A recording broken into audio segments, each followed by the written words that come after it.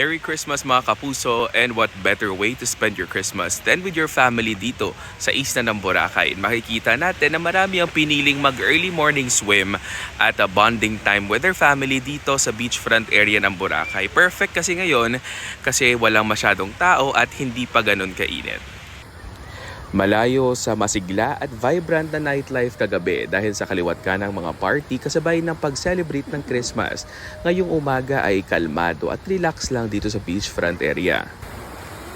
Marami ang sinamantala ang crystal clear water at perfect weather para makapag-bonding kasama ang pamilya.